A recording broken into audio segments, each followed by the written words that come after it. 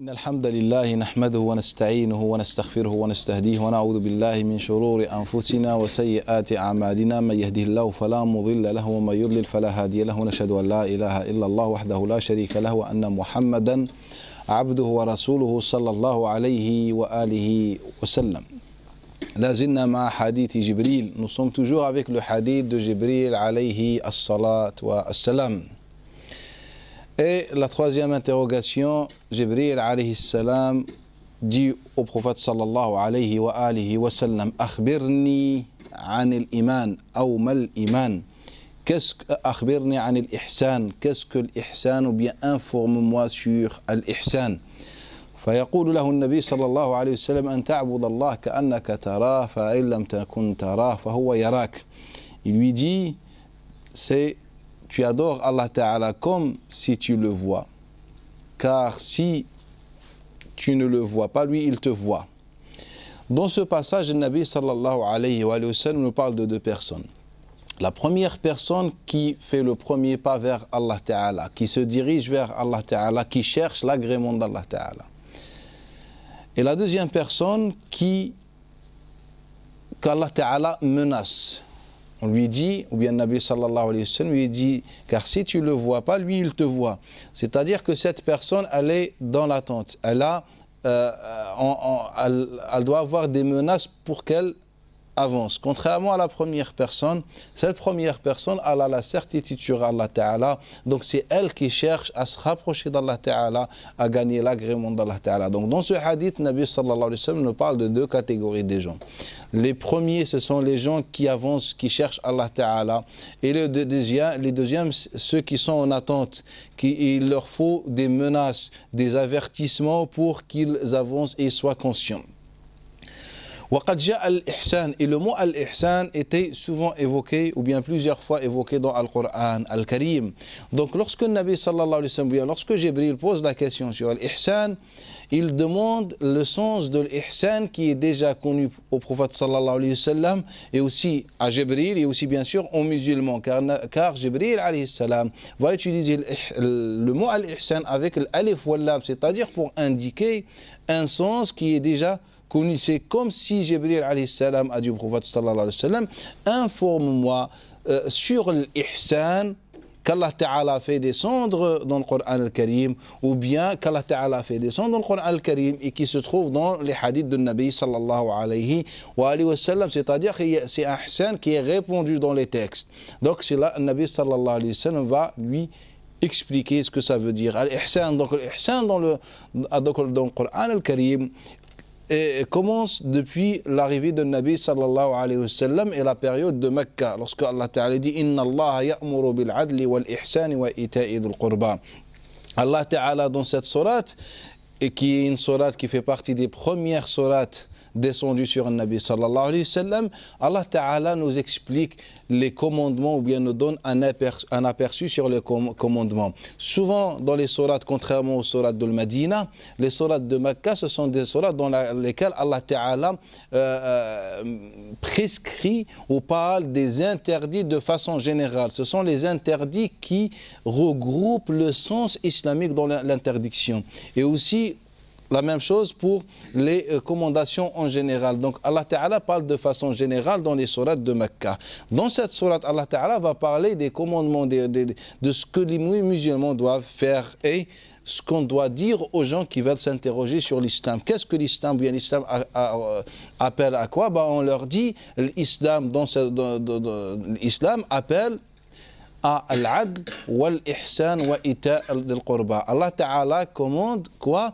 L'équité, l'égalité, et la deuxième chose, al-ihsan. Donc ce ihsan-là est expliqué par le hadith de Nabi sallallahu alayhi wa sallam. C'est comme si Jibril alayhi salam voulait faire revivre ce concept important, ou ce mot important. Pour les nouveaux musulmans, cette fois-ci, on est à Médine avec Jibril alayhi salam. Donc il va interroger le Nabi sallallahu alayhi wa sallam sur le troisième principe de l'islam. L'islam, l'iman, et puis le troisième principe, c'est al-ihsan.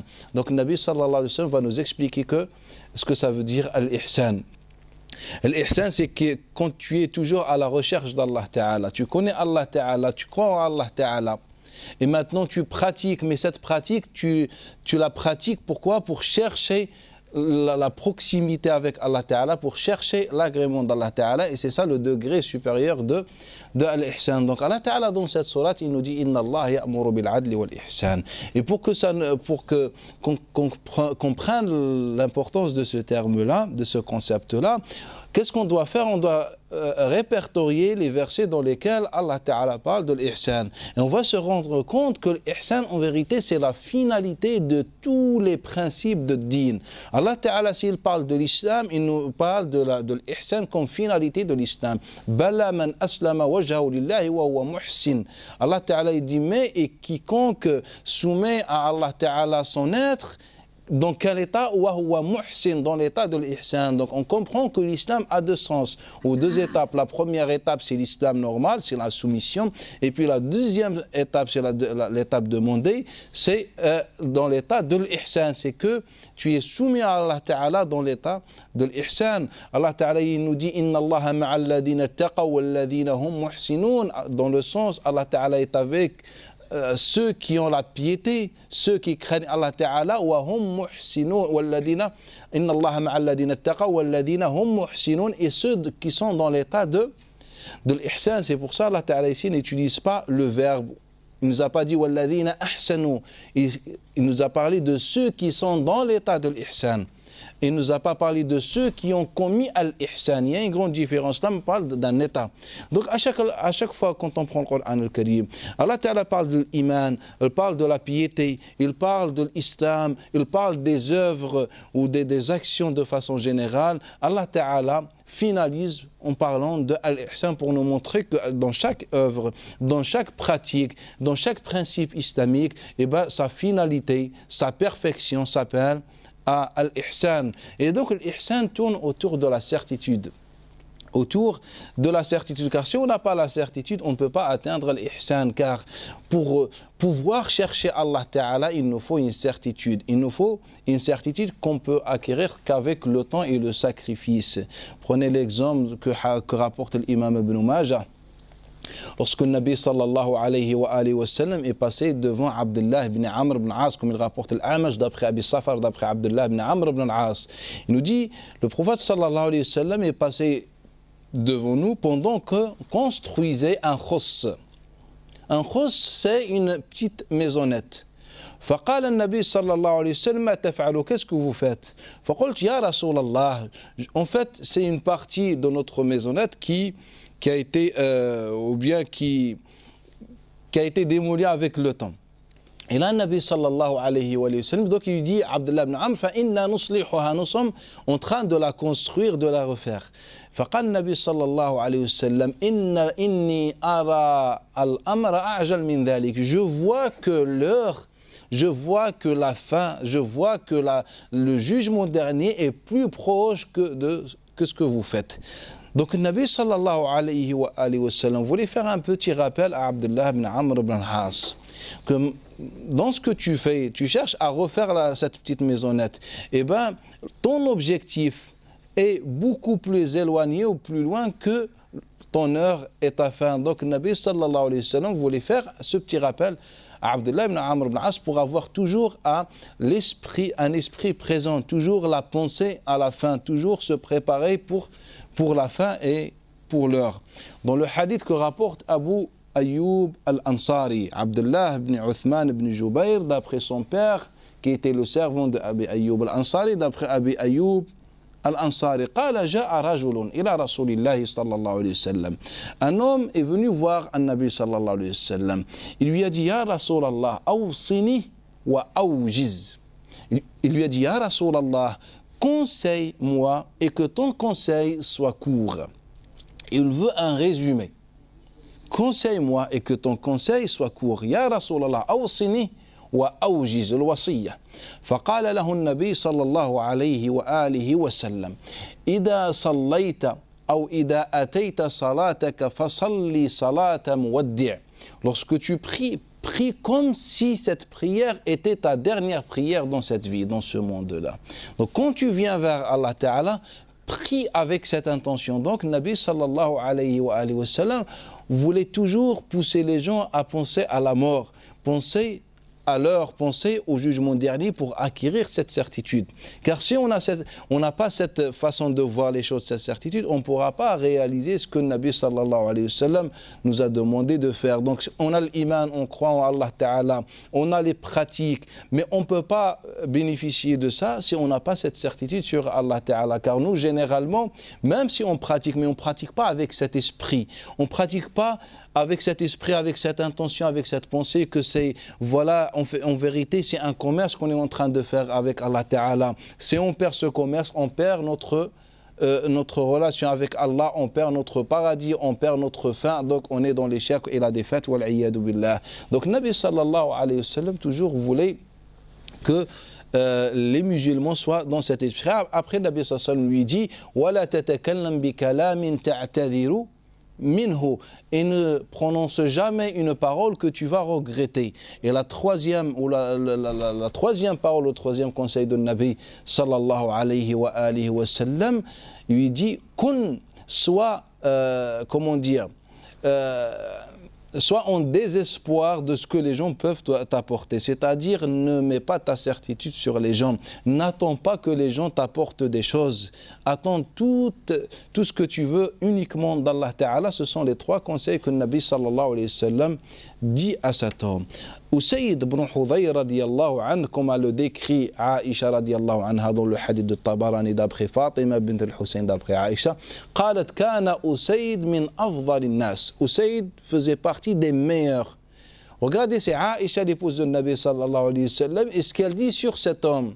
Donc imaginez le degré et la valeur de cet homme. Mais qu'est-ce qu'il a fait pour qu'il mérite ça? Elle nous dit, Usayd ibn Hudayr disait, si j'arrive à maintenir des étapes ou bien trois états que je vis parfois, j'aurai la certitude de rentrer au paradis. On lui a dit quelles sont ces trois étapes. Donc c'est un compagnon qui vivait souvent trois étapes ou bien trois états. Et à chaque fois, il nous dit, si j'arrive à maintenir ces états-là, ces situations-là, eh ben, j'aurai la certitude que je vais rentrer au paradis. On lui a dit lesquels? Faqal إذا قرأت القرآن وإذا سمعت القرآن. Il leur dit, quand je récite le Coran ou quand j'entends le Coran al-Karim, je suis dans un état. Donc je suis dans un état, c'est-à-dire si j'arrive à maintenir cet état, le premier, eh ben, j'aurai la certitude que je vais faire partir des gens du paradis. Donc on comprend que cette personne, que Usayd ibn Hudayr vivait avec le Coran al-Karim. Et la deuxième chose, قال إذا سمعت خطبة Rasulillahi sallallahu alayhi wa sallam. Deuxième chose, quand j'assiste à un discours de Nabi sallallahu alayhi wa sallam, quand j'assiste au Jumu'ah avec Nabi sallallahu alayhi wa sallam, et ben je suis dans un état supérieur dans la spiritualité. Et la troisième chose, qala idha hadartu jinaza, lorsque j'assiste à un enterrement. Quand j'assiste à un enterrement, et ben je suis aussi dans un état très avancé et supérieur dans ma relation avec Allah Ta'ala. C'est-à-dire, ce sont juste des exemples sur des gens qui ont, en vérité, qui appliquent ce qu'on applique nous aujourd'hui, mais la seule différence, c'est que eux, ils appliquent avec cette intention et cette vision. Et nous, on applique pour appliquer. Nous, on prie, on fait des bienfaits, juste pour faire des bienfaits, ou bien au maximum, on va attendre des récompenses d'Allah Ta'ala pour chaque bienfait. Et bien les compagnons radiallahu anhum, lorsqu'ils faisaient quelque chose, ils le faisaient avec la certitude qu'il y a quelque chose derrière, soit comme une dernière adoration de leur vie. Donc c'est là où je rentre au paradis, où je perds le paradis. Donc ils venaient avec toutes leurs intentions, avec toute leur concentration dans ce qu'ils faisaient. Et la deuxième chose, c'est que les compagnons radiallahu anhum ont compris que ce sont des adorations qui font pour l'objectif de se rapprocher d'Allah Ta'ala, car les adorations ne sont pas des objectifs. Les adorations, au final, ce sont les moyens pour les musulmans pour se rapprocher d'Allah Ta'ala. Et puis la quatrième question que Jibril alayhi salam va poser au prophète sallallahu alayhi wa sallam, lui dit Mata as-sa'a. Il lui pose la question sur l'heure, quand il y aura l'heure ou le jugement dernier. Et là, un Nabi sallallahu alayhi wa sallam lui dit Laysa السائل بأعلم منها بأعلم من المسؤول, que l'interrogé n'en sait pas plus que celui qui interroge. C'est que tout simplement, Nabi sallallahu alayhi wa sallam dit à Jibril alayhi salam, on est dans le même niveau de l'ignorance. Ce sont des choses qui ne sont connus que par Allah Ta'ala. Mais Nabi sallallahu alayhi wa sallam va orienter les musulmans à ce qui est bénéfique, ce qui est pratique et utile. Il va nous parler des signes de cette heure. Et Nabi sallallahu alayhi wa sallam dans ce hadith va nous parler de deux choses. Et ce sont des choses très intéressantes. Nabi sallallahu alayhi wa sallam va nous parler, il va nous dire an talid al-amatu rabbataha. C'est que la servante va engendrer sa maîtresse. Dans une version, son maître, rabbaha. Dans une version, ba'laha. C'est le même sens pratiquement. Et la deuxième parole de Nabi sallallahu alayhi wa sallam nous dit antara al-hufata al-urata al-hufata al-ura al-ra'a yatatawalun fil bunyan. Et Nabi sallallahu alayhi wa sallam, deuxième chose, il va nous parler des éleveurs, des gens de campagne, des bergers qui sont mal vêtus, qui ne savent pas s'habiller, qui sont miséreux, qui n'ont pas les moyens. Tu vas les voir en train de construire et de faire la concurrence dans la construction et atteindre la richesse et le pouvoir. Pourquoi le Nabi sallallahu alayhi wa sallam nous parle de ces deux choses-là? Car aujourd'hui, quand on prend, nous, les signes de la fin des temps, en vérité, on peut rédiger des volumes de livres, des tomes et des tomes. Alors que ici, rappelez-vous la fin du hadith. قال هذا جبريل, c'est Jibril qui était venu vous apprendre votre dîn. Donc, dans ce hadith-là, on a notre dîn, de façon générale, mais assez précise. Il nous a expliqué ce que ça veut dire l'islam, l'iman, l'ihsan, et maintenant, il va nous donner une idée sur les signes de la fin des temps, les signes de l'heure. Donc, Nabi sallallahu alayhi wa sallam va parler des deux choses. An talid al-amatu rabbataha. An talid al-amatu rabbataha. La servante va engendrer sa maîtresse. Eh bien, les savants ont divergé sur ce hadith-là. Il y en a qui ont dit, c'est que les servantes, les esclaves, vont donner naissance à ceux qui deviendront des rois et des gens puissants. C'est qu'aujourd'hui, elle est une esclave. Et donc, elle va engendrer un enfant, et cet enfant va devenir un roi, ou bien un empereur, ou quelqu'un qui a la puissance. Deuxième avis, il nous dit, en fait, non, c'est l'esclave qui va engendrer quelqu'un. Donc le premier avis, il nous dit, c'est elle qui va donner la naissance à quelqu'un qui a le pouvoir. Et après, l'autre avis, il nous dit qu'elle sera... En fait, ça ne sert à rien de parler de ces avis. Car le hadith est déjà expliqué par un Nabi sallallahu alayhi wa sallam. On va rentrer dans les détails. L'esclave, elle donne cette fois-ci, non, en fait, elle est affranchie. Et après, elle donnera un enfant avec un autre et ça donne. On revient à la même chose. On va directement au hadith de Nabi sallallahu alayhi wa sallam. On a un hadith de Nabi qui utilise la même formule. Et donc, s'il utilise la même formule, on va comprendre le sens de la parole de Nabi sallallahu alayhi wa sallam. C'est le hadith de qui? C'est le hadith de Muhammad ibn Ziyad al-Alhani, d'après lui, Ismaïl ibn Ayyash. D'après Muhammad ibn Ziyad al-Alhani, d'après Abi Umamat al-Bahili, radiyallahu anhu, anna nabi sallallahu alayhi wa sallam qal, man allama abdan, pour faire une comparaison entre ces avis qui vont dans le même sens et ce que Nabi sallallahu alayhi wa sallam dit. Man allama abdan, man allama, celui qui enseigne à quelqu'un, à un homme ou une femme, shay'an ka'annama walladahu, c'est comme s'il lui a donné la vie ou bien il a fait naître, il a engendré. Fala yanbaghi an yu'thira alayhi, fala yanbaghi an yu'thira alayhi, fi riwaya an yasta'thira alayhi. فإن فعل ذلك فقد نقض عروة من عرى الإسلام. Nabi sallallahu alayhi wa sallam nous dit, celui qui enseigne quelque chose à un être humain, un homme ou une femme, c'est comme s'il l'a engendré, c'est comme s'il était son père ou sa mère, car il a donné la vie, il lui a donné la vie. Et ce dernier n'a pas le droit de décevoir ou de devancer, c'est-à-dire de devancer son cheikh ou son enseignant. Enseignant. Et s'il le fera, eh ben, فَقَدْ نَقَضَ عُرْوَةً مِنْ عُرَى الْإِسْلَامِ. C'est comme s'il a détruit un principe de din. L'urwa, c'est le principe, c'est la recommandation au sein de ad-din. Dans ce hadith de Nabi sallallahu alayhi wa sallam, le hadith ici, Nabi sallallahu alayhi wa sallam nous parle des mérites de la science et le comportement qu'on doit avoir avec le cheikh. Mais dans ce hadith-là, Nabi sallallahu alayhi wa sallam utilise la même formule. Il utilise le mot engendrer. Donc, quand on enseigne à quelqu'un quelque chose, c'est comme si on lui a donné une nouvelle vie. C'est comme si on est ses parents. Et donc, on voit que la formule, pratiquement, est identique avec celle du hadith de Jibril, alayhi salam. Et même si on n'a pas ce hadith-là, en langue arabe et dans la poésie arabe, on remarque la même utilisation. Que quand on parle de donner la naissance, de donner naissance ou d'engendrer, etc., eh ben, on parle d'un mérite important et pertinent qu'on donne à quelqu'un. Donc lorsque le Nabi sallallahu alayhi wa sallam nous parle d'une esclave qui va engendrer sa maîtresse, il n'est pas en train de parler du sens apparent que vraiment l'esclave va avoir une relation de façon directe ou indirecte avec celui qui deviendra un roi. En fait, le Nabi ou un gouverneur.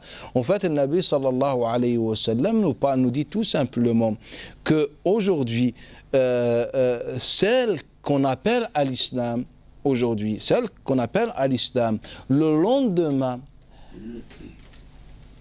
elle fera naître celui qui portera l'islam. Si on revient au hadith de Nabi sallallahu alayhi wa sallam.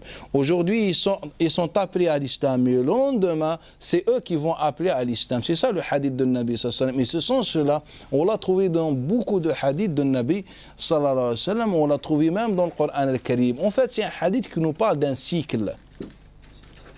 Qu'aujourd'hui, Nabi sallallahu alayhi wa sallam, avec les Arabes autour de lui, ont appelé l'humanité à l'islam.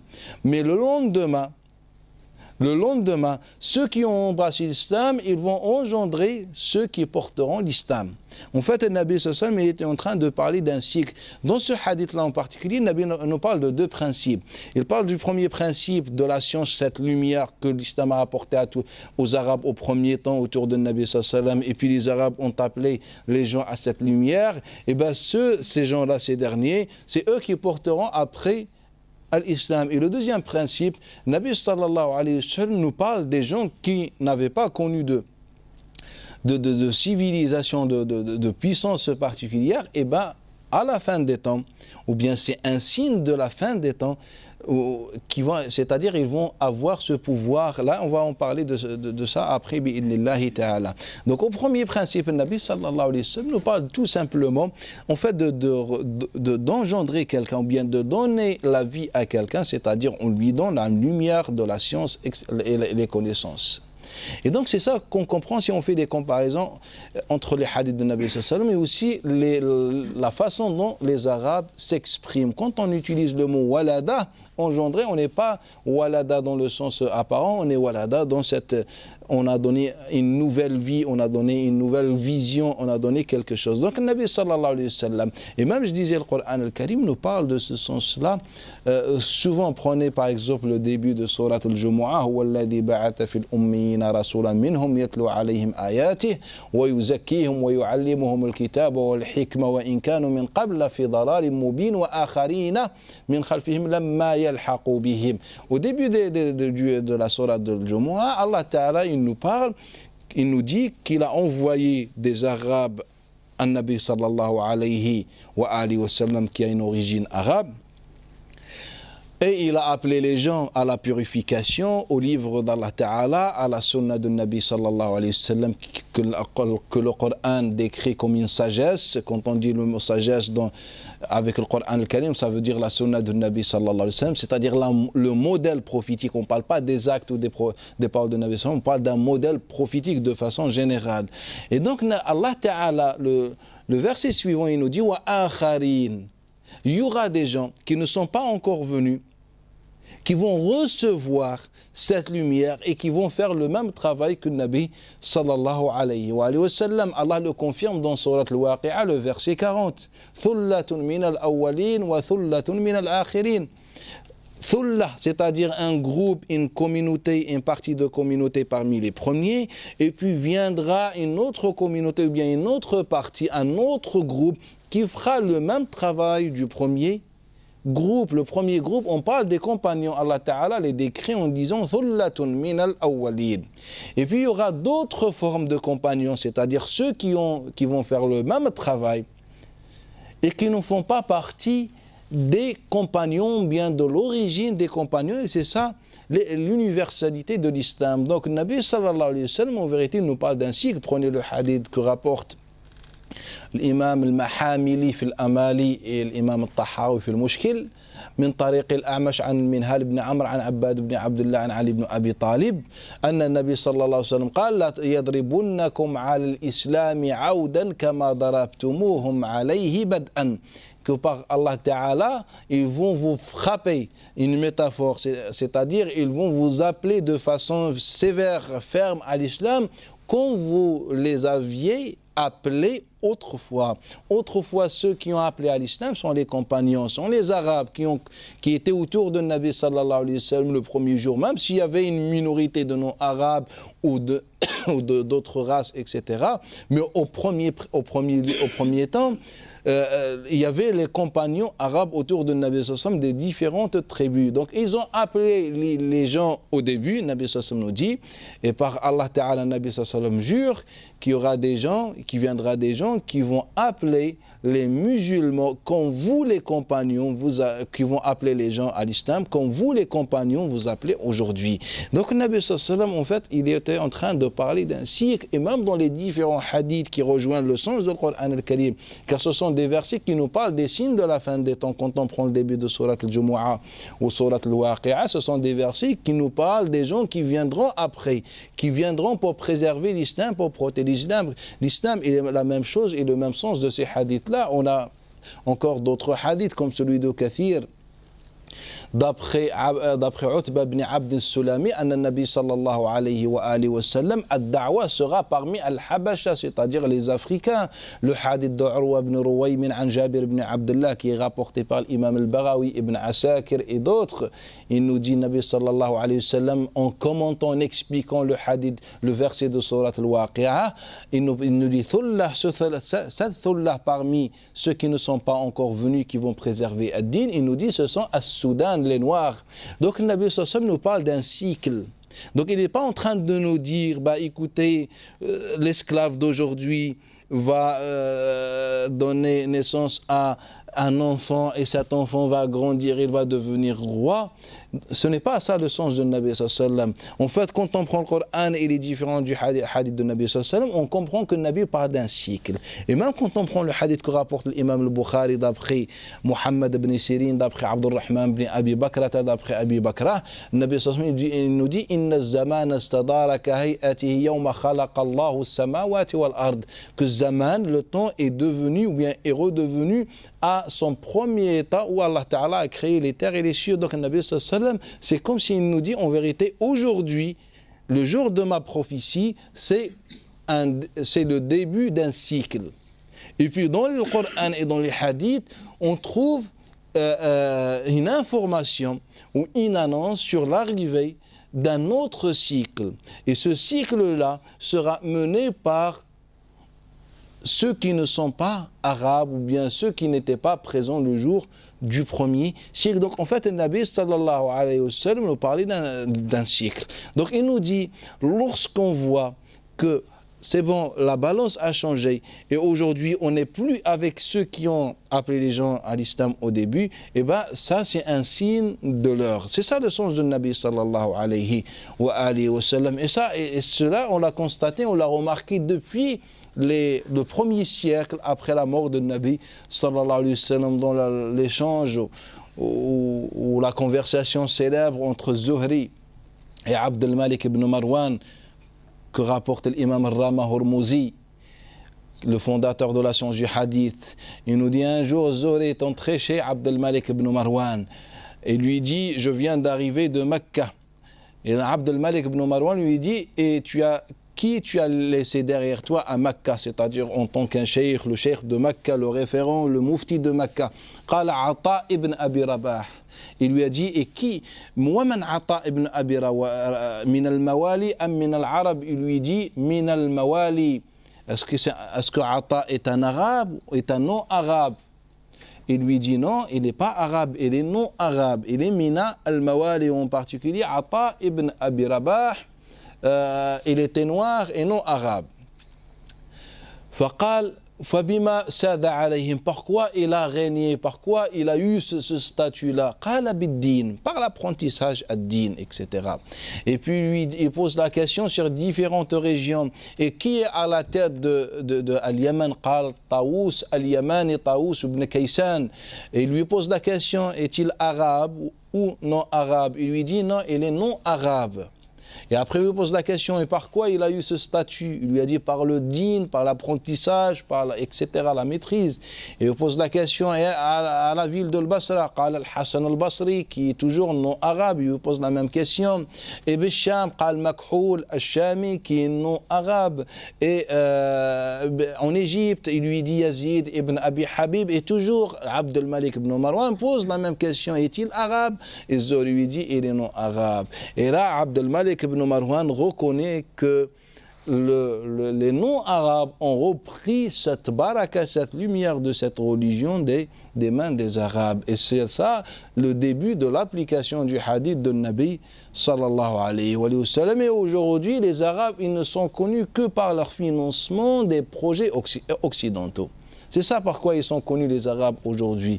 Et les non-arabes, c'est eux qui servent l'islam aujourd'hui, et ça c'est l'application du hadith de Nabi sallallahu alayhi wa sallam. Et puis la deuxième partie du hadith de Nabi sallallahu alayhi wa sallam nous parle de ceux qui étaient autrefois des éleveurs, ceux qui étaient autrefois mal vêtus, étaient dans la misère, qui vont faire la concurrence et dans la dunya. Mais là, le Nabi sallallahu alayhi wa sallam, il nous parle yatatawaloun fil bunyan. Il nous parle de la concurrence dans la construction.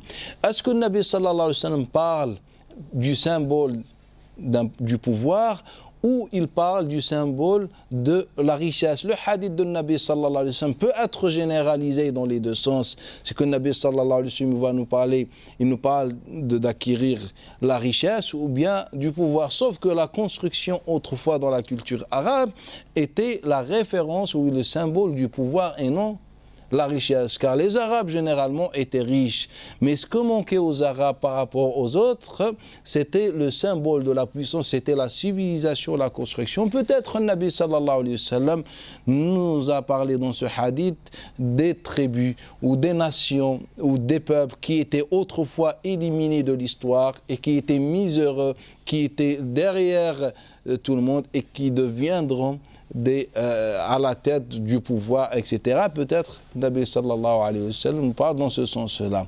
En résumé, dans ce hadith, Nabi sallallahu alayhi wa sallam nous parle des signes de l'heure. Et dans ce hadith-là, on voit bien que Nabi sallallahu alayhi wa sallam a pu résumer les signes de l'heure en deux expressions. Alors qu'aujourd'hui, on propose à la Ummah de l'Islam des tomes et des tomes et des tomes sur les signes de la fin des temps. Plus de 99% de textes, de hadiths dans ce contexte est inventé. Je vais vous expliquer, juste je vais vous donner un aperçu pour comprendre un peu l'ampleur et ou bien la gravité de la situation des musulmans. Autrefois, sans qu'on parle des hadiths dans lesquels Nabi sallallahu alayhi wa sallam prévient la Ummah, avertit la Ummah, oh ma Ummah, fais attention, il y aura des hadiths inventés. Souvent, je parle et je répète, je parle de ce hadith-là. Aujourd'hui, je vais vous donner des exemples pour comprendre un peu comment la Ummah de l'Islam a été manipulée depuis des siècles et des siècles et des siècles. Autrefois, les gens de l'Koufa rapportaient un hadith, ou bien des hadiths, sur un personnage qui s'appelle Al-Mahdi. Le hadith de Al-Mahdi n'est rapporté que par les gens de l'Koufa. On a la certitude, on change de hadith, que Ali ibn Abi Talib l'a bien rapporté, car il est rapporté de façon notoire d'après Ali ibn Abi Talib. Qasim ibn Abi Bazza, d'après Abi Tufayl, d'après Ali ibn Abi Talib. La famille de Ali ibn Abi Talib, Ibrahim ibn Muhammad ibn al-Hanafiya, d'après son père, d'après son grand-père, Ali ibn Abi Talib. Les alliés ou les soutiens de Ali ibn Abi Talib le rapportent. Abu Ishaq Sabi'i, d'après Asim ibn Damra, d'après Ali ibn Abi Talib. Bref, il est notoire d'après Ali ibn Abi Talib. Et Ali ibn Abi Talib l'attribue au prophète sallallahu alayhi wa sallam. Elle est authentique aussi, d'après Abdullah ibn Mas'ud. C'est-à-dire, on est sûr que Abdullah ibn Mas'ud l'a bien rapporté. De façon notoire, il est rapporté d'après Zirr ibn Hubayj, d'après Ibn Mas'ud. Bref, il est connu. Il est rapporté d'après Hudayfa ibn al-Yaman, et il est connu, son hadith est connu. Et Hudayfa ibn al-Yaman est un compagnon de l'Koufa. Donc rappelez-vous, c'est un hadith qui n'est rapporté généralement que par les gens de l'Koufa. Même si vous trouvez qu'un autre compagnon ou un autre transmetteur qui n'est pas de l'Koufa, il le rapporte, et bien ce transmetteur, ce compagnon, tout simplement, il est chiite. Mais dans le sens ancien de ce terme. Le mot chiite, c'est-à-dire autrefois, au début de l'islam, c'est-à-dire celui qui a participé, qui a donné son soutien à Ali ibn Abi Talib. Par exemple, on a le hadith de Abi Sa'id al-Khudri qui est rapporté par Aouf ibn Abi Jamila, d'après Abi Siddiq al-Naji, d'après Abi Sa'id al-Khudri, malgré que Abi Sa'id al-Khudri est un Médinois, un petit compagnon de Al-Madina. Donc on comprend bien que Aouf ibn Abi Jamila, déjà il était chiite. Si vous me dites Abu Nadrat al-Abdi le rapporte également d'après Abi Sa'id al-Khudri, je vous dis la même chose. Abu Nadrat al-Abdi, quand vous prenez sa biographie comme c'est ce transmetteur que je viens de citer, eh ben le premier mot, il était chiite, chi'i. Mais l'ancien terme, on n'était pas dans le rafida, le chiisme pervers ou bizarre, ou etc. On est chiite dans le sens, c'est-à-dire dans le conflit entre Muawiyah et Ali ibn Abi Talib, et ben on était avec Ali ibn Abi Talib. Généralement, les hadiths de Mahdi sont dans ce sens-là, soit par les gens de l'Koufa, leur source c'est le Koufa. Leur source c'est les compagnons de l'Koufa. Ceux qui ont rapporté le hadith et qui ne sont pas de l'Koufa, ils sont tous chiites. Rappelez-vous, c'est l'ancien terme au sens du mot chiite. Et bien, face à cette situation, on doit trouver une solution. Déjà, qu'est-ce que ces hadiths rapportent? Elles rapportent qu'il y aura un descendant de Nabi sallallahu alayhi wa sallam, bref, quelqu'un de la descendance de Nabi sallallahu alayhi wa sallam, donc parmi les ennemis de Bani Umayya, donc il faut qu'on revienne à l'histoire, parmi les ennemis de Bani Umayya, qui va appeler à la justice, car on vivait dans l'injustice de Bani Umayya, qui va vouloir établir l'équité, la justice, l'égalité, etc. Bref, et qui va lutter contre l'injustice. Et l'injustice d'aujourd'hui, ou bien d'autrefois, lorsqu'on rapporte les hadiths, c'est celle de Bani Umayya pendant ce hadith-là. Et donc nous, on était obligés de faire face. Et qu'est-ce qu'on a fait? On a inventé. Et je dis pas que les hadiths de Mahdi sont inventés. On a la certitude que Ali ibn Mas'ud, au minimum, les ont bien rapportés. Et ils disent d'après le Nabi sallallahu alayhi wa sallam. Donc on est sûr, de façon objective, que le Nabi sallallahu alayhi wa sallam a parlé de Al-Mahdi, ou bien au minimum, Ali ibn Abi Talib ibn Mas'ud, dans leur croyance, ils pensaient l'existence de Al-Mahdi, on est sûr. Et ces deux compagnons ne peuvent pas inventer, je pense, des choses comme ça, sur quoi on doit tous être d'accord. Donc, pour faire face à la situation, on va devoir inventer un personnage pour effacer l'existence de ce Mahdi. C'est comme on a fait avec le hadith, je vous ai laissé le livre d'Allah et mes descendants. Qu'est-ce qu'on a fait? On a gardé le même hadith et on a rapporté dans nos livres, je vous ai laissé le livre d'Allah et la sunna. Le sens est bon, mais j'ai déjà parlé de ça. Et donc on a inventé un personnage qui s'appelle Isa alayhi salam. Et on a dit, écoutez, le personnage Isa existe, mais est-ce qu'il existera à la fin des temps, il va descendre et c'est lui qui tue Ad-Dajjal? Eh bien on a dit, celui qui tuera Ad-Dajjal, c'est Isa alayhi salam. On a rapporté de hadiths. Tous ces hadiths-là ont été inventés le premier jour par Bani Umayya dans la région de Damas. Lorsque Nawas ibn Sam'an, Abdurrahman ibn Jubayr, d'après Nawas ibn Sam'an, il nous parle de Al-Mahdi qui va descendre sur Al-Manara à Damas, etc. Et puis, tous ceux qui ont rapporté ce hadith-là, tous, ils l'ont pris de cette source.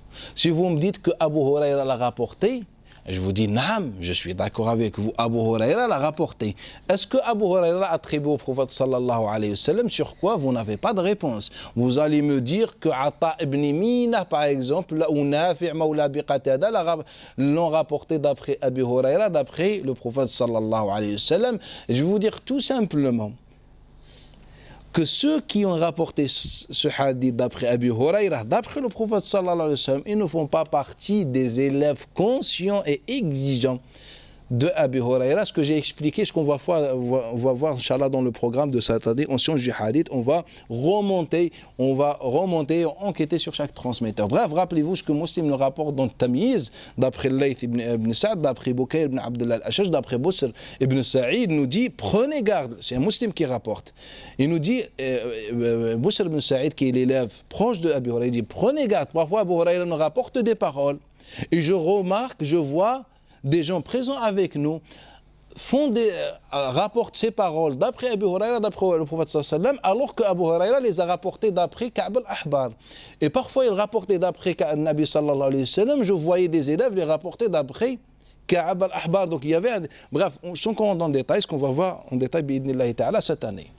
Donc au principe, on a trouvé que Mohammed ibn Ziyad, Abu al-Ash'ath San'ani et d'autres, tous nous disent en fait c'est d'après Abu Huraira et c'est la parole de Abu Huraira. On a trouvé ceux qui n'étaient pas très exigeants comme Saïd, comme Ata ibn Mina, etc. Ils ont attribué ça au prophète sallallahu alayhi wa sallam.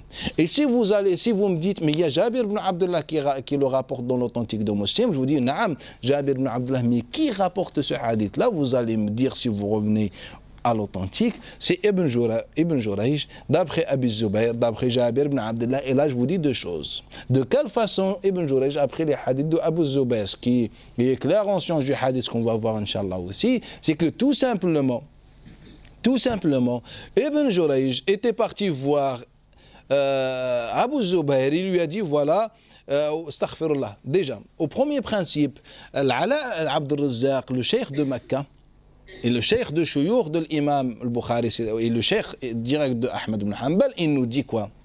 Il nous dit que le Shuyukh de Mecca, dans l'époque d'Ibn Jurayj, car Ibn Jurayj, il a fréquenté Abd al-Razzaq, il nous dit le Shuyukh de Mecca, tous disaient que Ibn Jurayj n'a jamais entendu de Abu Zubayr. Donc de quelle façon?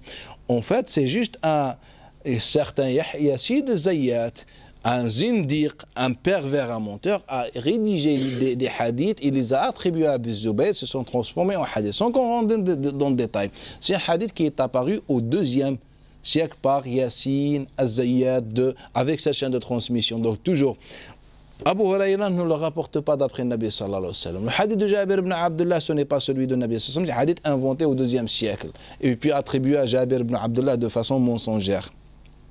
Même si Ibrahim ibn Tahman l'a rapporté.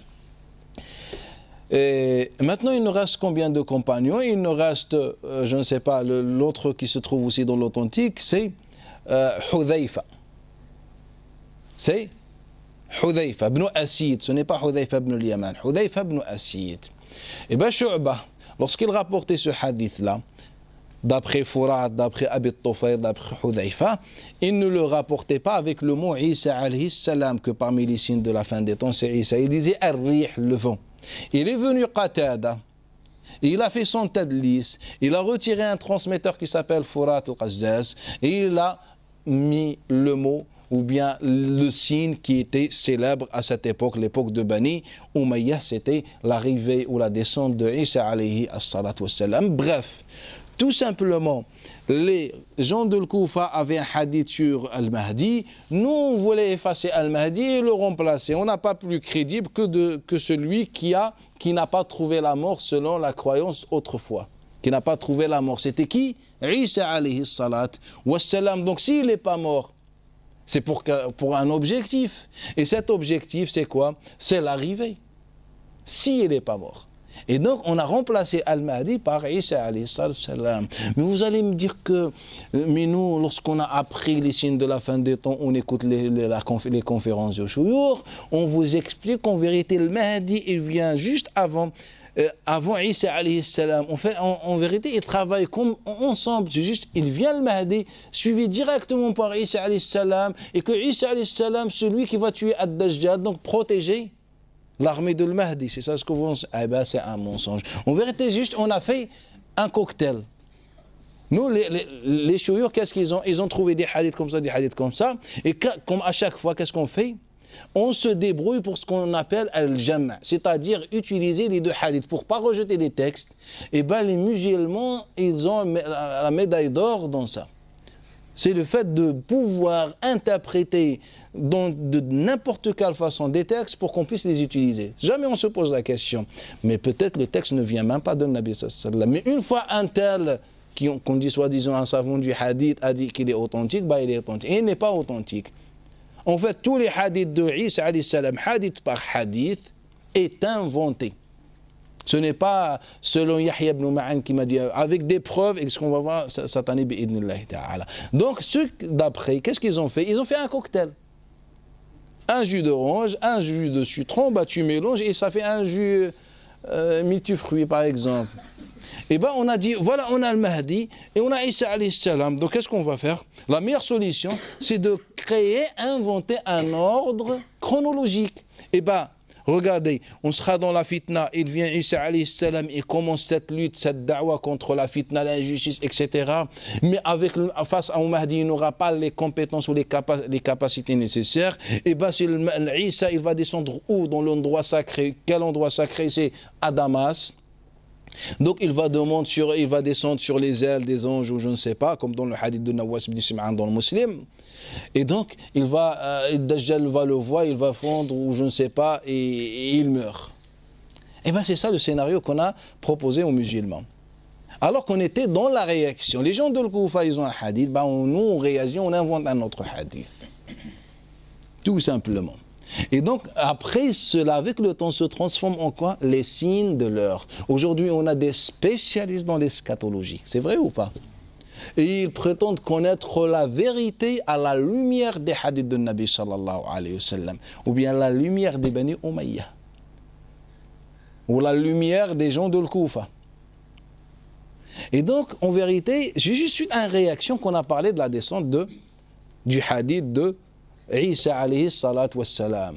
Et donc, le hadith de Mahdi, même si vous trouvez le hadith de Mahdi rapporté par un autre, par quelqu'un qui n'est pas koufi, et ben, le hadith, soit il est inventé sur le Mahdi, lorsqu'il est rapporté par des gens qui ne sont pas de l'Koufa, soit par des gens qui sont venus tardivement et qui étaient des chiites. Car jamais un autre se permet de rapporter un hadith qui lutte contre son régime. C'est-à-dire le régime de Bani Umayya. Et l'autre, dans la réaction, qu'est-ce qu'ils ont fait? Ils ont dit, il faut qu'on trouve un personnage. Et après les autres, qu'est-ce qu'ils ont fait les gens de l'Koufa? Maintenant, ils ont créé un autre personnage. C'est le personnage qui s'appelle Sofiani, qui est rapporté par l'imam al-Hakim et authentifié par différents savants musulmans. Et pratiquant la majorité des savants, il y a une petite divergence, mais la majorité des savants le considèrent comme hadith authentique. Le hadith de Sofiani. Quand je vous dis Sofiani, même si vous ne connaissez pas l'histoire, est-ce que vous connaissez un compagnon qui s'appelle Sofiane ou Abu Sofiane? Vous connaissez ou pas? Eh bien c'est lui, Sofiani. Et donc Sofiani, il est maudit dans ces hadiths-là. C'est-à-dire c'est un homme de l'fitna, c'est un homme, etc. Et donc ils ont inventé ce hadith-là pour lutter contre le régime de Bani Umayya. Et ce hadith de Sofiani, il est attribué à qui? À Ali ibn Mas'ud, Hudayfa ibn al-Yaman, les grands compagnons de l'Koufa pour gagner légitimité. Ce hadith qui est inventé, et ni Ali ni ibn Mas'ud l'ont entendu. Mais ce hadith, au final, il est inventé par les gens de l'Koufa. Quand on revient aux détails, eh bien, toujours, les transmetteurs sont les transmetteurs soit de l'Koufa, soit qui sont venus après, ils ne sont pas de l'Koufa, mais ils étaient des chiites, mais le chiisme, l'autre chiisme. Le chiisme qui autorise d'inventer des choses. pour défendre l'idéologie. Et donc, les gens de Koufa ont inventé ce personnage. Que Sofiane est maudit, que c'est un... Et donc, aujourd'hui, on considère, même aujourd'hui, vous allez sur Internet ou des livres qui sont édités, malheureusement, on perd de l'argent, pour prouver que Sofiane est parmi nous. Ou bien de parler des signes, des critères de Sofiane, comment reconnaître Sofiane. Et donc, les gens, ils sont en train d'attendre Sofiane, qui n'a jamais existé que dans la tête des gens de Koufa. Et après, les gens de Koufa, les gens de Bani Umayya, qu'est-ce qu'ils ont fait? Ils ont dit non, parmi nous, il y a l'Abdal, les 40 Badal. Ce sont des Sofiani, 40 en positif. Donc, on a 40 Abdal qui aujourd'hui représentent un principe fondamental au sein du sophisme. Donc, aujourd'hui, on dit le Qutb, etc. Ce concept a été inventé par les Bani Umayya pour lutter contre les gens de Al-Koufa, tout simplement. Tout simplement. Et c'est pour cette raison que Bani Umayya ont essayé de sacraliser Al-Sham, et leurs hadiths inventés dans ce sens-là vont devenir les signes de la fin des temps et l'eschatologie islamique aujourd'hui. Donc quoi, on se spécialise en vérité juste un contexte historique. C'est comme par exemple lorsque Nabi sallallahu alayhi wa sallam nous dit La tazalu ta'ifatun min ummati. Il y aura toujours une ta'ifa de ma umma qui préservera din, qui luttera contre l'injustice, etc. Vous connaissez ce hadith? C'est un hadith qui est notoire. Et bien ce hadith, tout simplement, quand vous allez répertorier et cartographier les régions qui rapportent ce hadith, vous allez avoir 3 régions. Une région neutre, qu'on appelle le Hijaz, Makkah, le Madina, ces régions, les régions neutres, qui n'étaient pas sous l'influence directe de Bani Umayya, ni l'influence des chiites, car j'étais généralement neutre, et ça justifie déjà l'arrivée d'Abdullah ibn Zubayr au pouvoir. Ça nous montre qu'il y avait ce qu'on va voir, Inch'Allah, dans le cours d'histoire dans cette année, Inch'Allah. Et donc, quand on prend ce hadith-là, sur Ta'if al-Najiyya ou bien Ta'if al-Mansoura,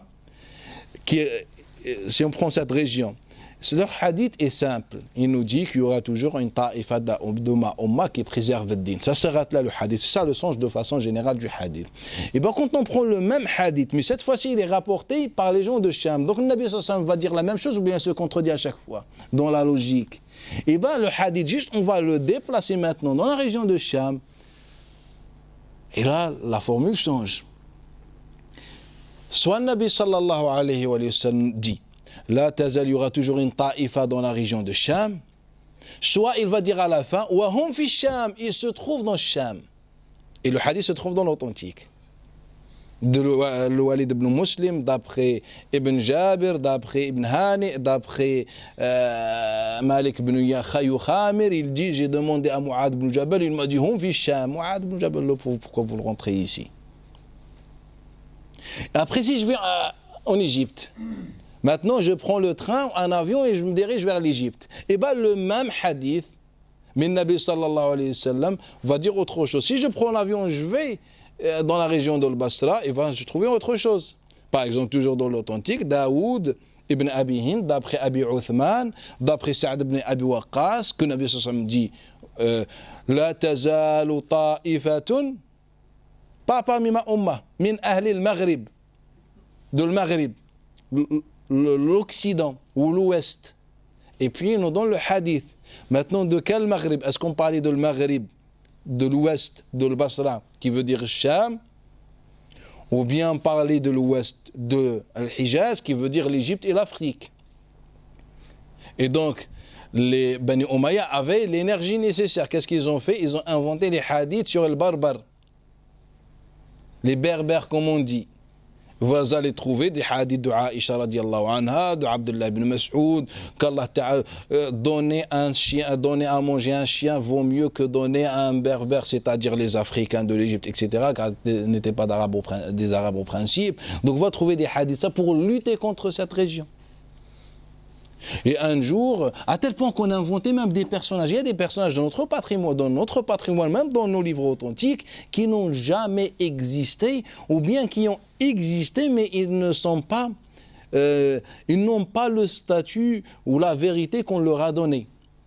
Par exemple, un certain Ka'b ibn Murra ou Murra ibn Ka'b, on n'est pas encore sûr, ça dépend. Ka'b ibn Murra, un jour il était assis avec Muawiyah ibn Abi Sufyan. Je vous donne la version célèbre de Muawiyah ibn Salih.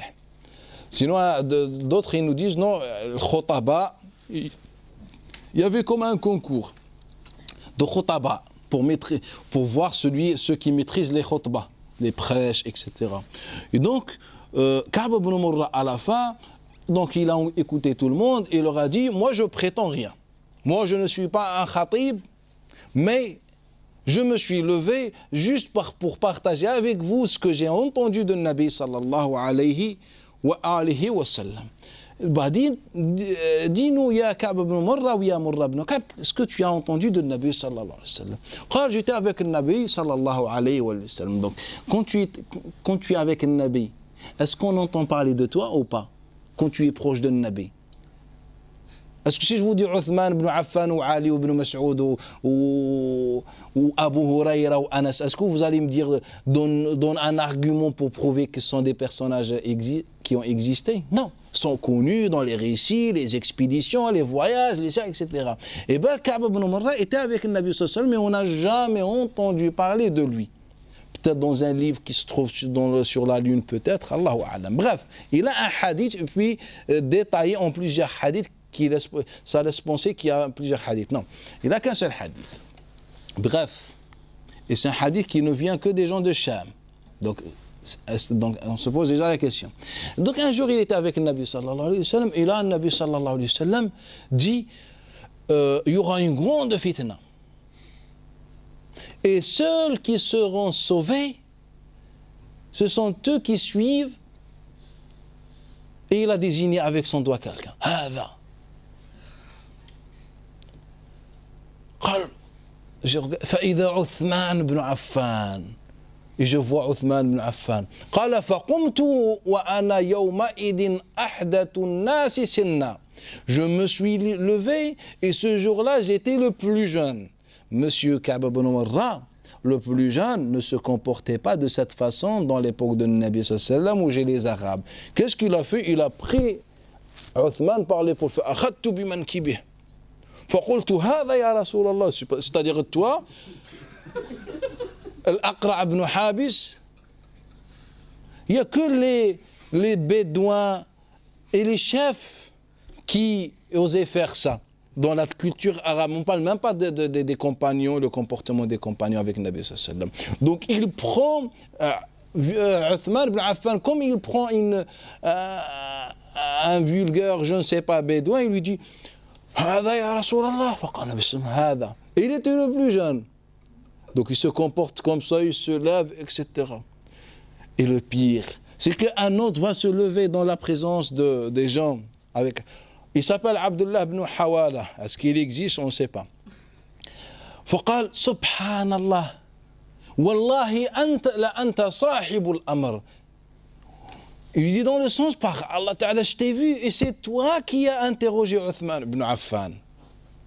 Et qui était, comment dire, celui qui détient la situation. C'est toi qui as dirigé la situation. Tu as tenu à Uthman, il t'a répondu. Et Abdullah ibn Hawala, il s'est levé là. فَفَرِحَ النَّاسِ. Presque ils ont applaudi. C'est-à-dire, qui a prétendu être à la recherche de la vengeance de Uthman ou la justice ou je ne sais pas qui. Les gens de Koufa ou les Omeyyades? Les Omeyyades, barakallah. Donc, qui sont les suiveurs de Uthman? Les Omeyyades. Donc, qui sont sauvés? Les Omeyyades, tout simplement. On a applaudi. Je ne sais pas s'ils ont dansé, je n'ai pas vu dans leur récit. Mais ils ont applaudi quand même. Et Abdullah ibn Hawala n'est connu que par un hadith. C'est ce hadith-là, il va l'enchaîner. Il dit, un jour, j'étais voir Nabi sallallahu alayhi wa sallam. Donc, lui, il était proche. Et donc ce hadith-là, il est rapporté par qui?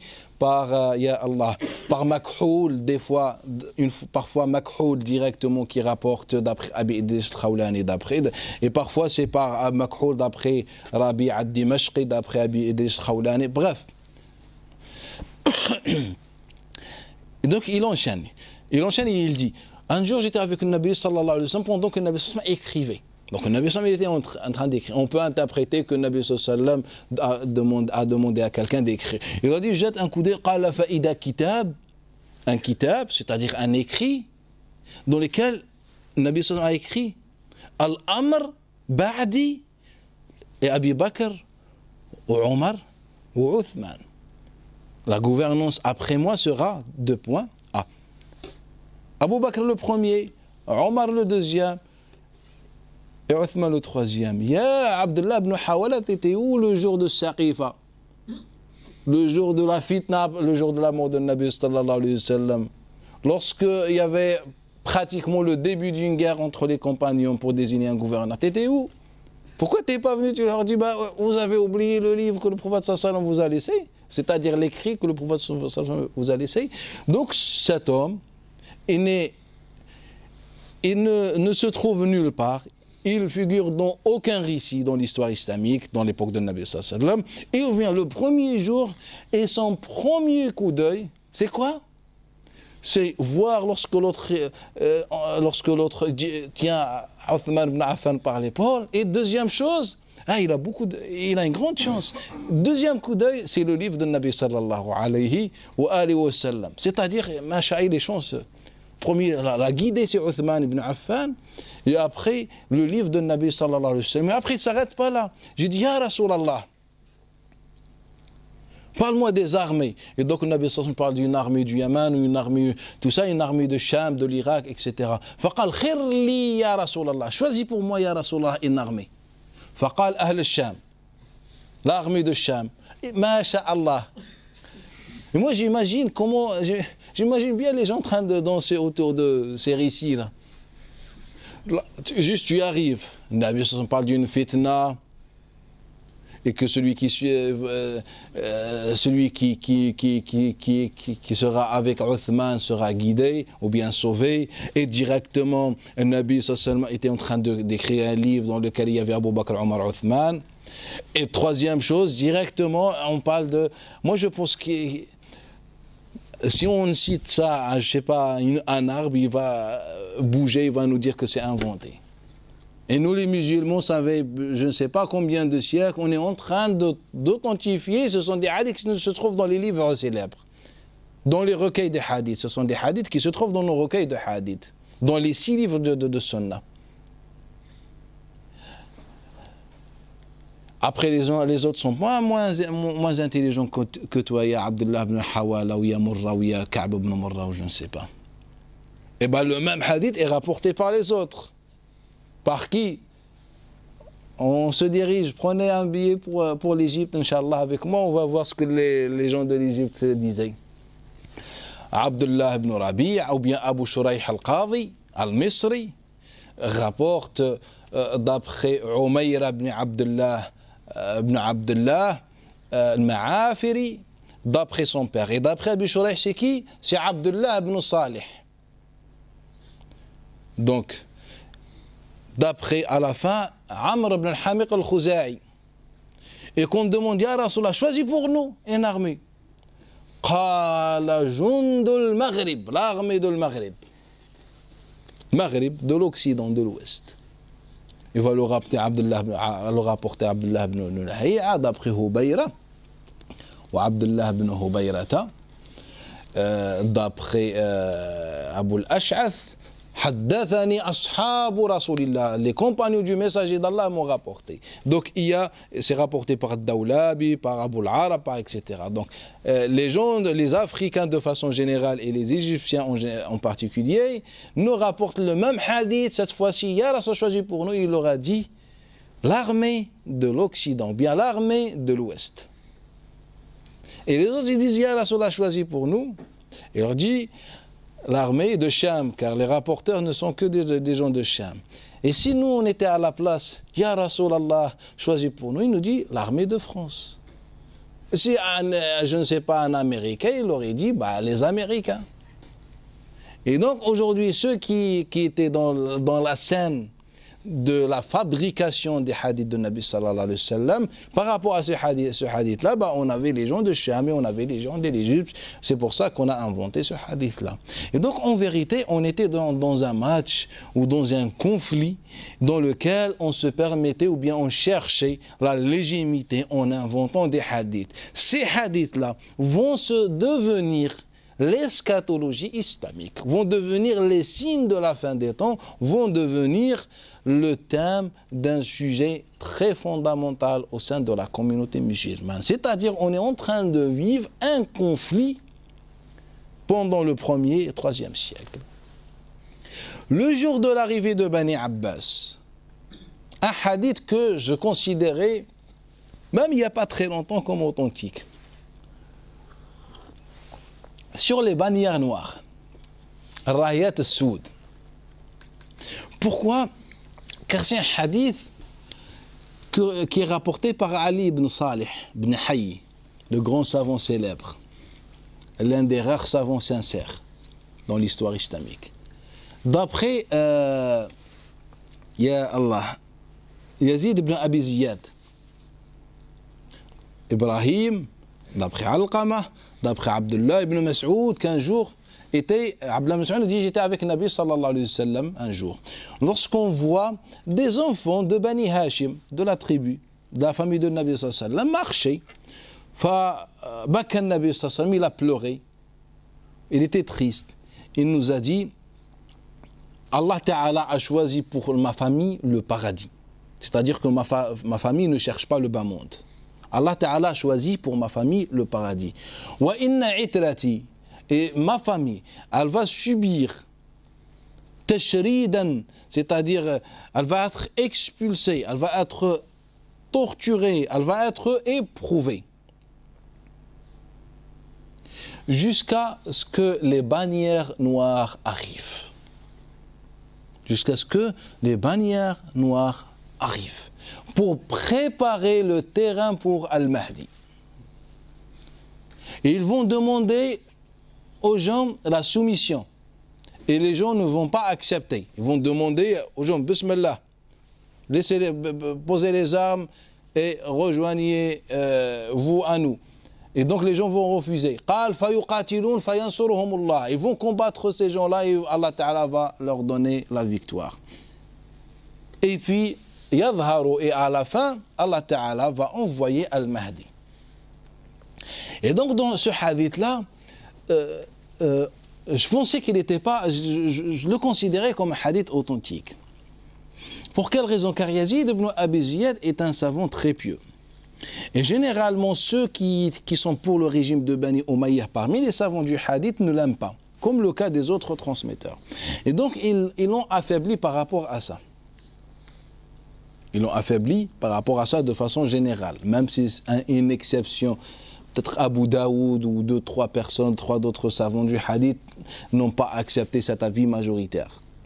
Et donc, moi je me suis dit que je ne pense pas que Yazid ibn Abi Ziyad l'a inventé, surtout que Al-Hakam ibn Utaybah le rapporte également d'après le même cheikh Ibrahim ibn Yazid al-Nakha'i. Et après quelques temps plus tard, je remarque que, en fait, je me suis rendu compte, en fait, le contexte était idéal pour inventer ce hadith-là. Pour quelle raison?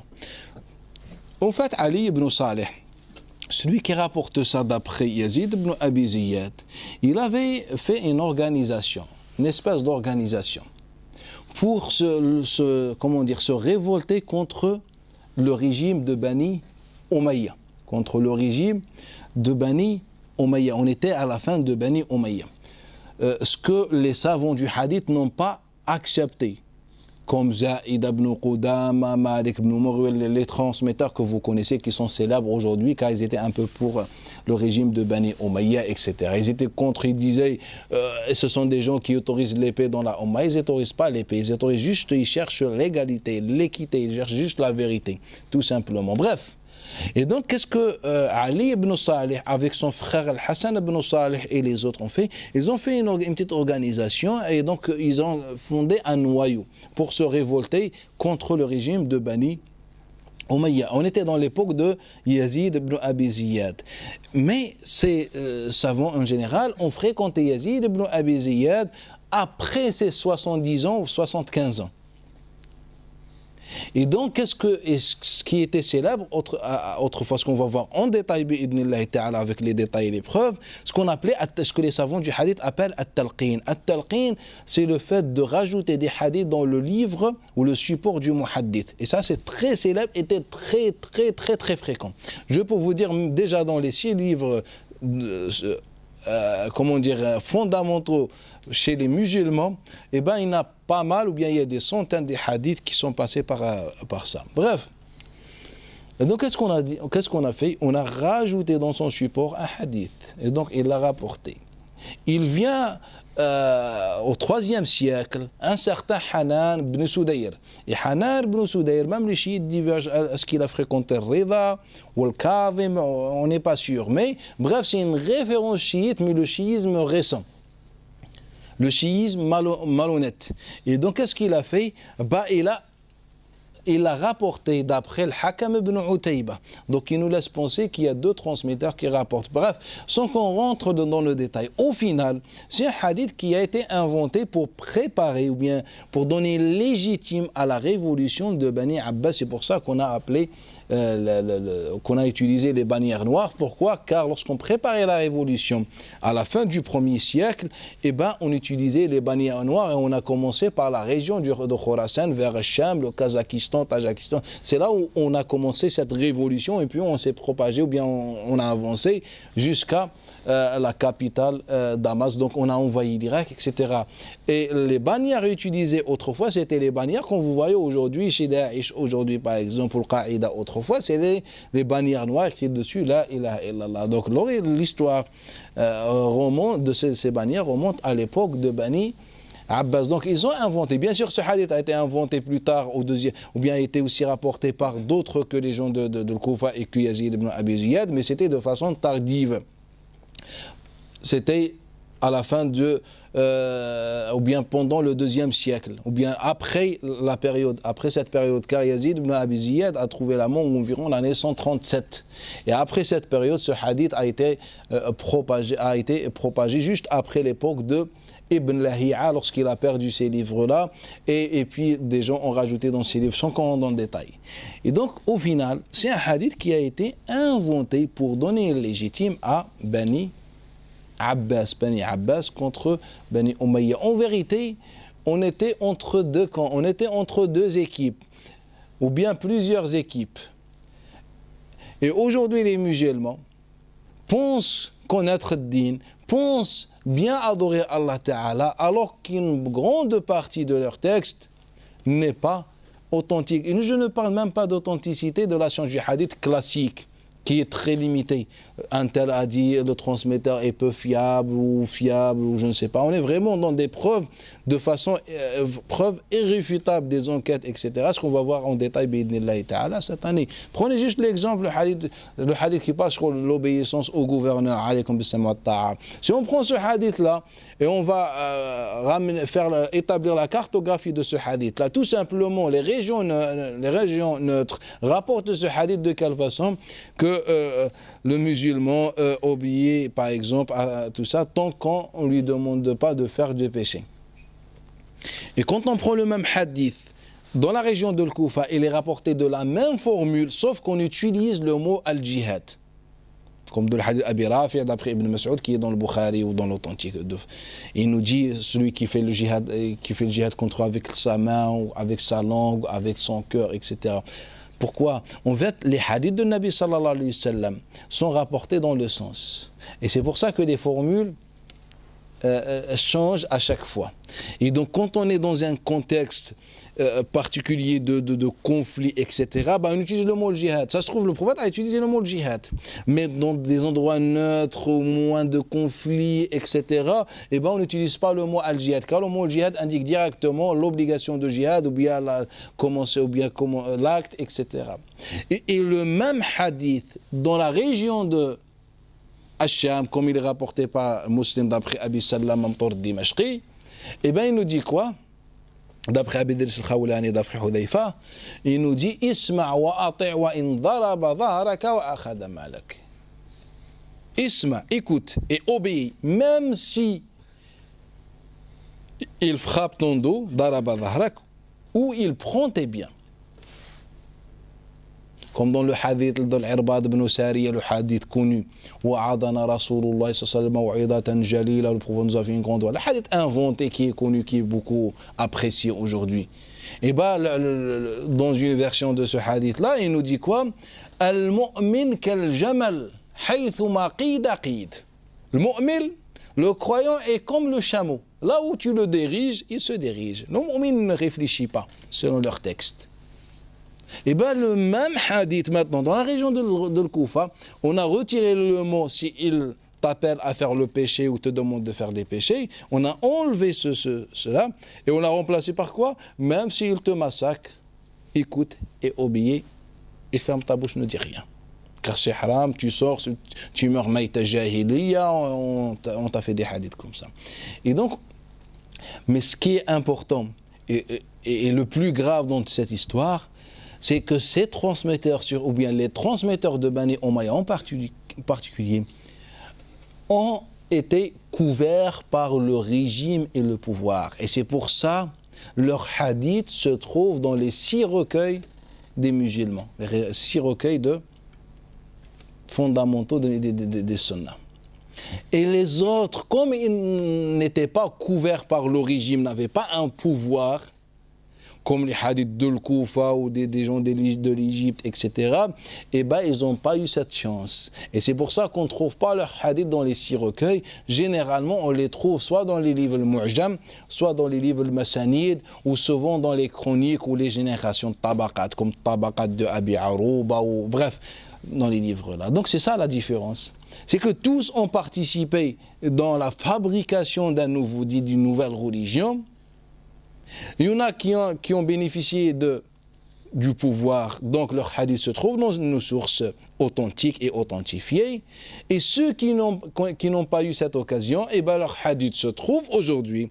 Ils sont toujours un domaine d'étude. Il y en a des hadiths, pas mal de hadiths qui sont authentifiés, mais ils ne se trouvent pas juste dans les 6 livres. Sinon, ils se trouvent dans les autres recueils. Et là, tous les hadiths pratiquement que j'ai cités aujourd'hui là par rapport à ce sujet ont été bien authentifiés. Soit ils se trouvent dans les authentiques ou les 6 livres, soit ils sont authentifiés par les musulmans. Mais au final, on se retrouve avec une nouvelle religion. Aujourd'hui, on se retrouve même avec une nouvelle tendance de spécialistes, des experts en eschatologie. Et aujourd'hui, on se retrouve avec des phénomènes, des courants, des tendances qui appellent à un islam aujourd'hui. Comment par exemple, si on parle du cas de Daesh, comment Daesh a gagné plus de pouvoir aujourd'hui? Quelle est la différence entre Al-Qaïda et Daesh? Quelle est la différence? Même si il y a une grande différence fondamentale. Al-Qaïda, au moins, c'est une vision, c'est un projet. Contrairement à Daesh, ce sont tout simplement des criminels.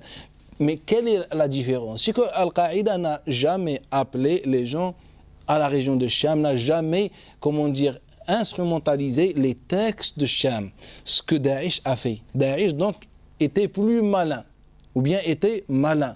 Qu'est-ce qu'ils ont fait? Ils ont utilisé ces textes-là. Donc moi aujourd'hui quand je vous dis rejoignez Al-Qaïda en Afghanistan, ce n'est pas comme je vous dis rejoignez Daesh à Damas. Car tu ouvres le premier livre authentique de l'islam des musulmans, les mérites de Damas, c'est là où il y a le Mahdi, c'est là où il y a Isa, c'est là où il y a le Nour, le Baraka, l'Abdal, l'Aqtab, le Barqour, et rajoute. Et donc c'est ça la différence. Pourquoi on est arrivé là? C'est ça. Pourquoi il y a... Et ça justifie, ça explique une grande partie de division et de divergence au sein de la Ummah. Si on n'a pas ces hadiths, on est à l'abri d'une grande cause de divergence. Donc on va se concentrer sur autre chose. Et même, je ne voulais pas rentrer dans des pratiques, et même dans des sujets plus fondamentaux, car ces équipes-là ont bien laissé des traces dans nos pratiques. Je ne donne pas des exemples, c'est ce qu'on voit dans le corps, etc. On va voir les preuves, on va suivre preuve par preuve, et on va remonter. Bi'idnillahi ta'ala, juste pour vous expliquer. Je pense qu'on n'est pas encore prêt d'entendre des choses comme ça. Surtout, on n'a pas le temps d'expliquer, de rentrer dans les détails et de prouver et de démontrer que c'était bien vrai ou bien que c'est bien vrai et qu'il y a bien une influence même dans nos pratiques, même parfois dans prière ou dans... Bref, sans qu'on rentre dans le détail. Est-ce que vous avez des questions?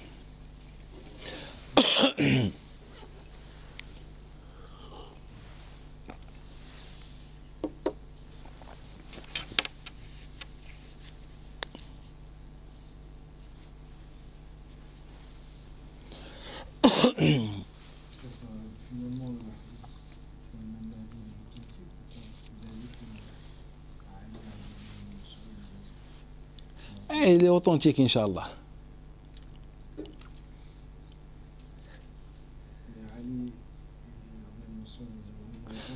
Hein? Ils m'ont bien dit, ils m'ont cité, j'ai pas bien compris. Et justement, je voulais pas que tu comprennes. Et le hadith a été bien rapporté par Ali ibn Abi Talib ibn Mas'ud. Rapporté d'après ou rapporté par Rapporté d'après ou rapporté par D'après Ali ibn Abi Talib et Ibn Mas'ud. Ah, c'est d'après.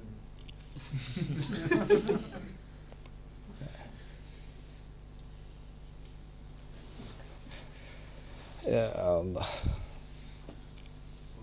Salam. Salam. Là, vous parliez du retour d'Aïssa alayhi salam. Je voulais savoir, quand vous avez dit s'il est mort, ce que vous vouliez dire par là.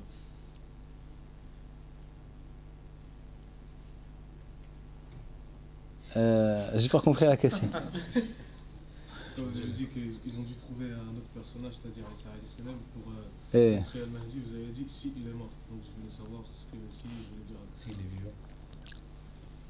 C'est les vivants. Voilà. Et la question c'est, pour comprendre ce que je voulais dire. Voilà.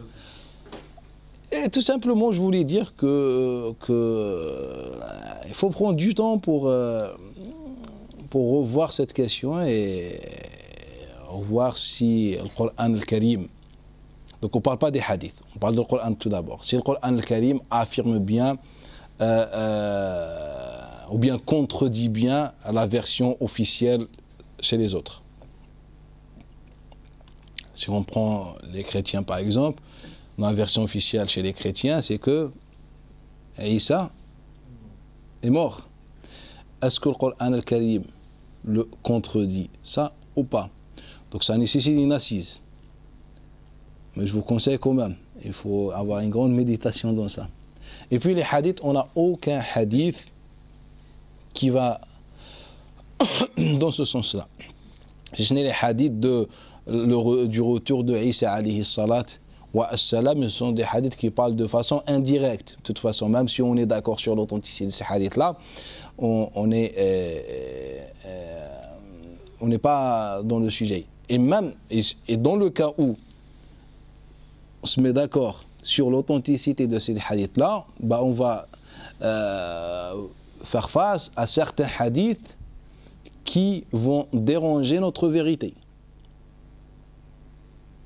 Par exemple, dans l'un de ces hadiths-là, par exemple, on parle de Isa alayhi salam dans le ciel, dans le voyage nocturne, car une version, il nous parle aussi du retour de Isa alayhi salam. C'est celle de Aïcha surtout. Et donc, que Nabi sallallahu alayhi wa sallam a vu des prophètes la nuit de son voyage nocturne. Et là, il a vu Isa alayhi salam de la même façon que les autres. Ça me laisse comprendre et penser que Isa alayhi salam est mort comme les autres. Il n'y avait pas une particularité dans la rencontre avec Isa alayhi salam ou une différence. Non, c'était comme les autres, tout simplement. Bref, il faut réfléchir, Inch'Allah. Et deuxième question, quand vous avez dit la distribution. Et puis une deuxième chose. En fait, moi, quand je veux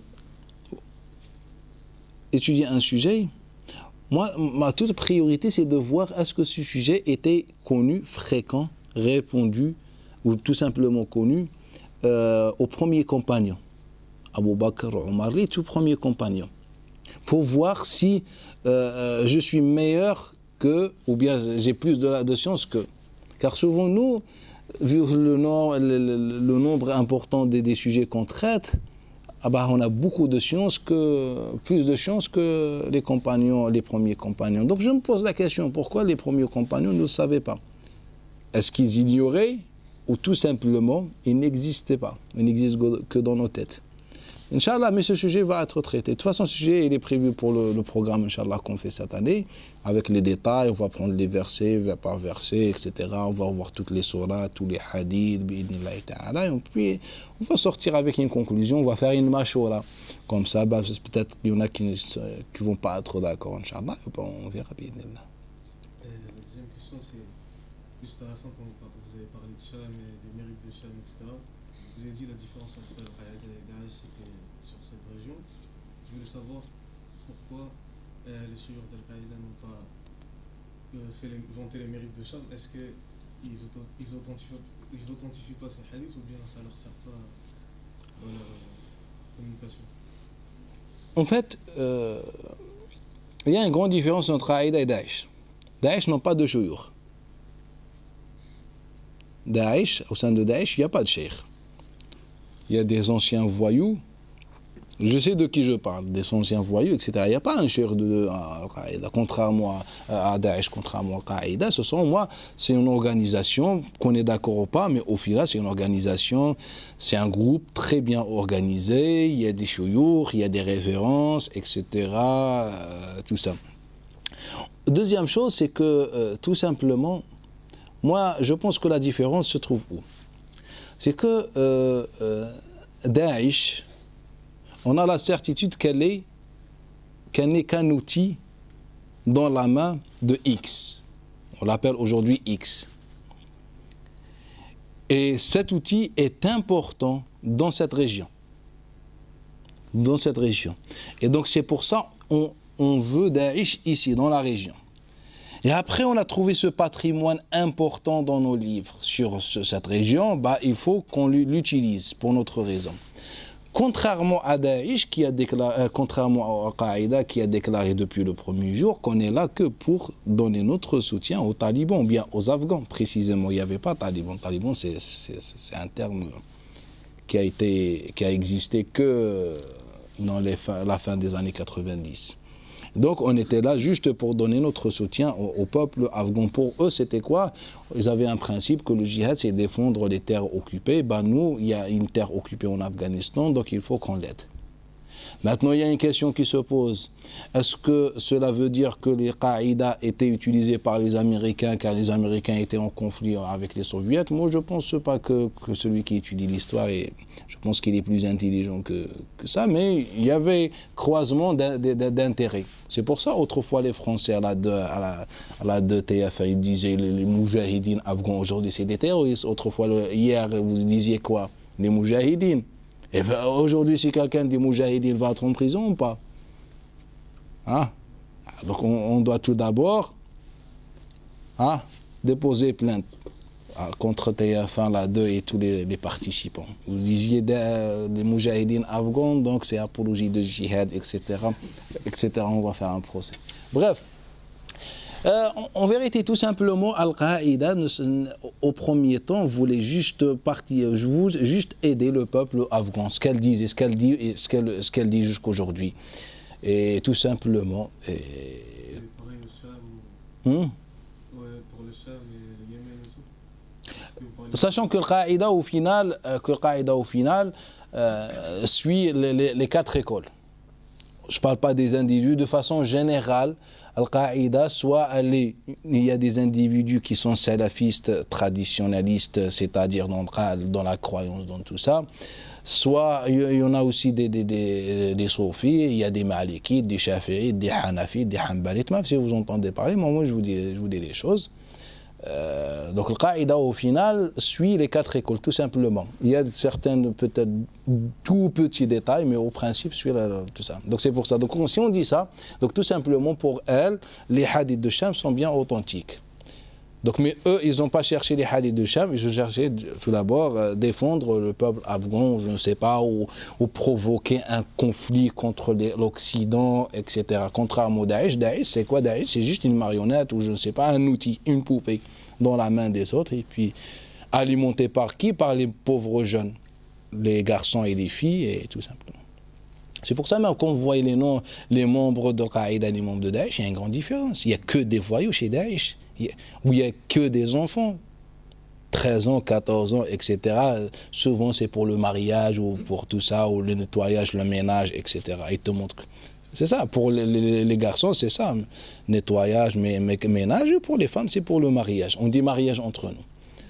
Et, contrairement à Qaïda, ce sont des gens qui sont instruits, ce sont des gens cultivés. Il y a des médecins, des professeurs d'université, des experts. Vous trouvez rarement un membre d'Al-Qaïda qui n'a jamais étudié ou qui n'a pas un diplôme supérieur. Ce sont des gens qui sont un peu conscients, intelligents, cultivés.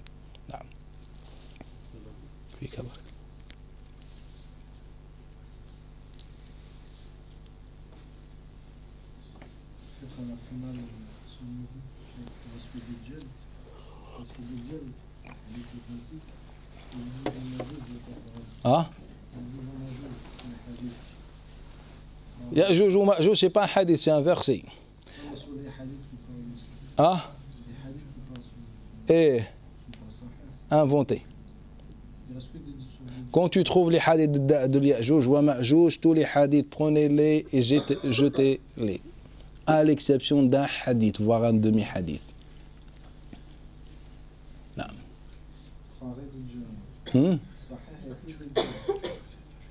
Eh, Inch'Allah.